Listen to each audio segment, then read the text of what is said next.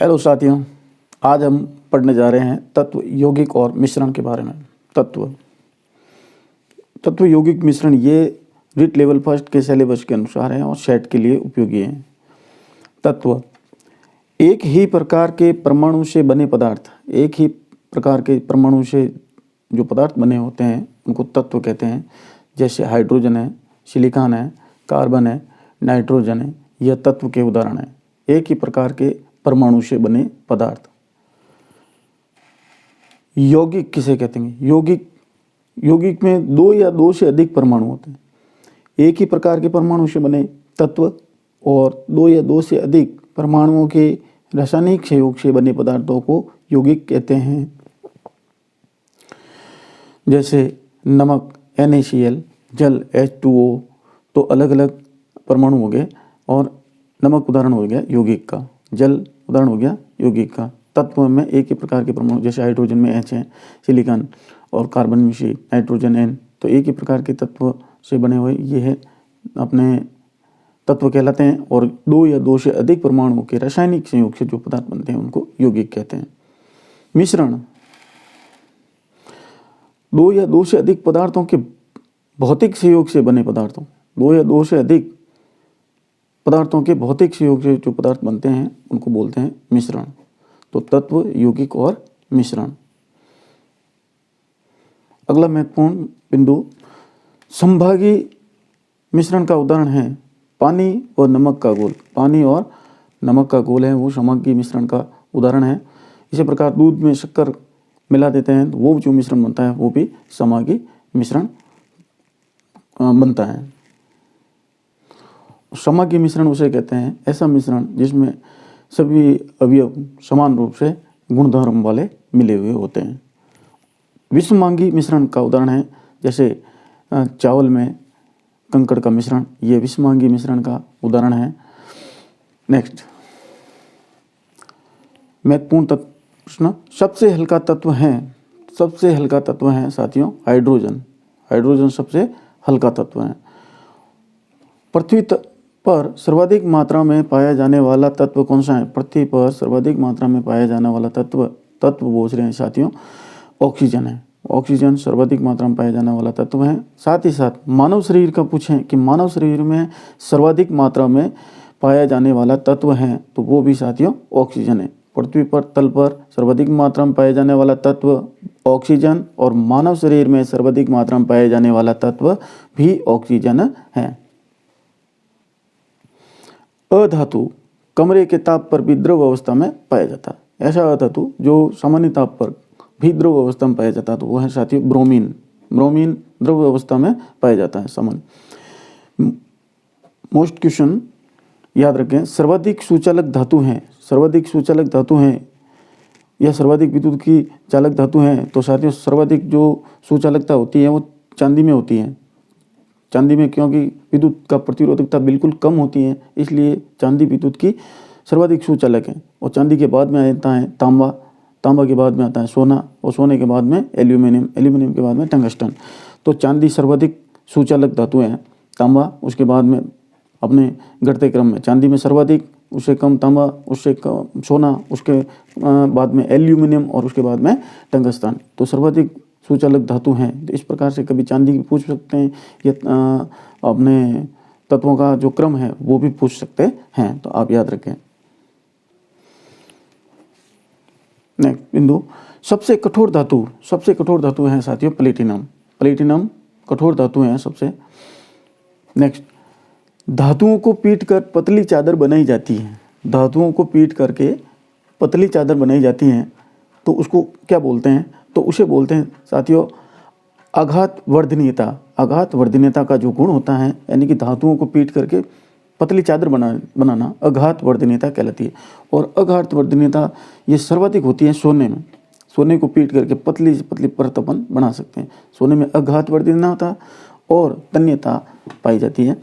तो धातुओं को पीट कर पतली चादर बनाया जाना कहलाता है तो आघात वर्धनीयता, याद रखें।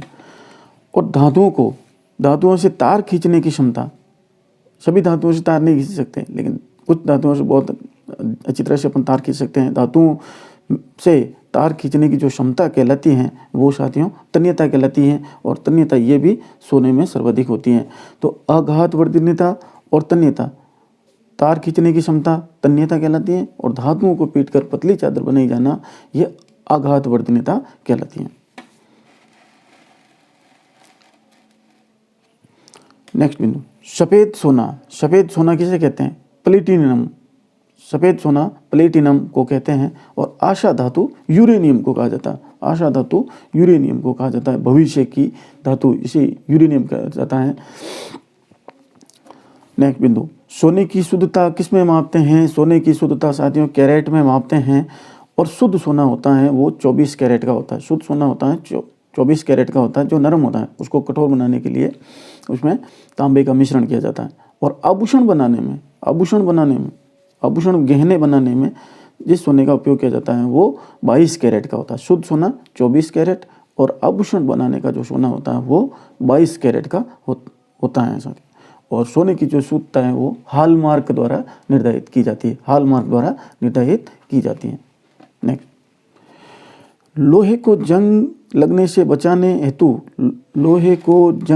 बचाने हेतु उस पर जस्ते की परत चढ़ाई जाती है। इस क्रिया को क्या कहते हैं? लोहे को जंग लगने से बचाने हेतु उस पर जस्ते की परत चढ़ाई जाती है, उसको कहते हैं साथियों गैल्वेनीकरण या यशद लेपन या गैल्वेनीकरण। नेक्स्ट, कौन सा तत्व हड्डियों व दांत में पाया जाता है? कौन सा तत्व है वो हड्डियों या दांत में पाया जाता है? तो साथियों कैल्शियम अधिक मात्रा में पाया जाता है, कैल्शियम। अगर ठोस पदार्थ को गर्म किया जाए तो सीधे ही वो गैस में परिवर्तित हो जाता है, तो उस क्रिया को कहते हैं उदरपातन। यानी कि ठोस को गर्म करते हैं तो वो सीधे ही गैस में परिवर्तित हो जाता है, तो उदरपातन कहते हैं। और आयोडीन और कपूर इसके उदरपातन के उदाहरण है, एग्जाम्पल। जल का सर्वाधिक घनत्व होता है, जल का सर्वाधिक जो घनत्व होता है 4 डिग्री सेंटीग्रेड पर होता है। 4 डिग्री सेंटीग्रेड पर जल का सर्वाधिक घनत्व होता है साथियों। कोलाइडी विलयन विषमांगी मिश्रण है। धुआं, कोहरा, दूध हैं, ये कोलाइडी विलयन विषमांगी मिश्रण के उदाहरण हैं। वायु क्या है? वायु एक मिश्रण है। वायु क्या है साथियों? मिश्रण है। वायु में विभिन्न प्रकार के तत्व पाए जाते हैं। निश्चित अनुपात, वायु एक मिश्रण है। वायु में सर्वाधिक मात्रा में जो गैस पाई जाती है वो है नाइट्रोजन। कौन सी है? नाइट्रोजन। नेक्स्ट, पारद्रव अवस्था में पाई जाने वाली धातु हैं। पारद्रव अवस्था में पाई जाने वाली धातु हैं, याद रखें, मरकरी कहते हैं उसे। कार्बन का कौन सा अपर रूप त्रिविमीय रचना में होता है? कार्बन का कौन सा अपर रूप त्रिविमीय रचना में होता है साथियों? तो है, राइट आंसर है हीरा। हीरा त्रिविमीय रचना में होता है। हास्य गैस, हंसाने वाली गैस कैसे कहते हैं? Nitrous oxide N2O nitrous oxide को हास्य गैस कहा जाता है। भारी जल का सूत्र है D2O। और भारी जल का जो उपयोग किया जाता है नाभिकीय भट्टियों में मंदक के रूप में किया जाता है। नाभिकीय भट्टियों में मंदक के रूप में भारी जल का प्रयोग किया जाता है। महत्वपूर्ण क्वेश्चन, लाल दवा का उपयोग अपन जल शुद्धिकरण के लिए किया जाता है। जल के विभिन्न प्रकार के जो जीव उत्पन्न हो जाते हैं उनको समाप्त करने के लिए लाल दवा का जो रासायनिक नाम है वो है पोटेशियम परमैंगनेट KMnO4। जल शुद्धिकरण में लाल दवा का उपयोग किया जाता है साथियों।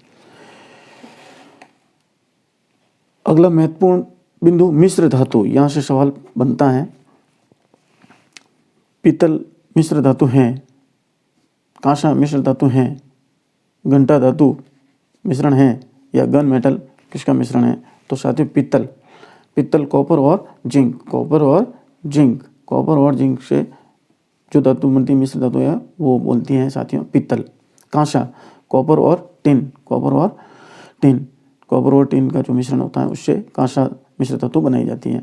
घंटा धातु, वो मंदिरों में घंटी लगी होती है, उसको बनाने के लिए कॉपर प्लस टिन का उपयोग किया जाता है कांसे। घन मेटल होता है साथियों कॉपर जिंक और टिन। याद रखें, इसमें से महत्वपूर्ण है। ये दोनों याद रखते हैं, कभी ये भी पूछ देते हैं, आपको याद रखना परीक्षा की दृष्टि से अच्छी तरह से। मिश्र धातु से संबंधित एक क्वेश्चन जरूर आता है।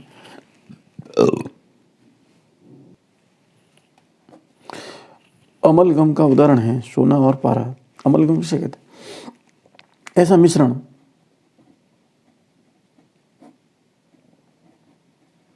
जिसमें एक भाग पारा होता है, एक भाग पारा होता है, तो वो अमलगम कहलाता है। सोना और पारे को मिलाया जाता है तो ये अमलगम, सोने का अमलगम कहलाता है। साथियों याद रखें।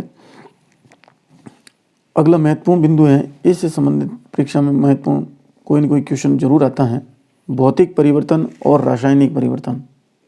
भौतिक परिवर्तन और रासायनिक परिवर्तन, इससे बढ़ के सवाल पूछते हैं आपको। भौतिक रसायन या अपने रासायनिक परिवर्तन नहीं पूछ करके आजकल पूछते हैं उत्क्रमणीय व स्थायी परिवर्तन है। उत्क्रमणीय व स्थायी परिवर्तन है तो भौतिक परिवर्तन, और अनु उत्क्रमणीय व स्थायी परिवर्तन है तो वह है रासायनिक परिवर्तन। भौतिक परिवर्तन यानी उत्क्रमणीय का अर्थ होता है दोनों तरफ वापिस बदलना। जैसे जल है, जल को अपन हिमंग पे ठंडा भी कर सकेंगे तो बर्फ़ भी बना सकते हैं, और वापस उसको गर्म करके उसको वापस जल में भी कन्वर्ट कर सकते हैं, पिघला सकते हैं। तो बर्फ़ का पिघलना, बर्फ़ का पिघलने से पानी बन जाता है, और पानी को वापस ठंडा करेंगे और बहुत ज़्यादा फ्रिज के अंदर रख सकते हैं तो उसको वापस बर्फ़ भी बन जाता है। भौतिक परिवर्तन क्या होता है? उत्क्रमणीय होता है, दोनों दिशाओं में चलने वाला होता है। वापस पूर्व अवस्था हासिल की जा सकती है, और अस्थायी होता है। भौतिक जो परिवर्तन होता है वो अस्थायी होता है। जैसे बल्ब का प्रकाशित होना, नमक का जल में घुलना, ये भौतिक परिवर्तन के उदाहरण है। भौतिक परिवर्तन कैसे होता है साथियों? उत्क्रमणीय व अस्थायी होता है। उत्क्रमणीय व अस्थायी होता है भौतिक परिवर्तन।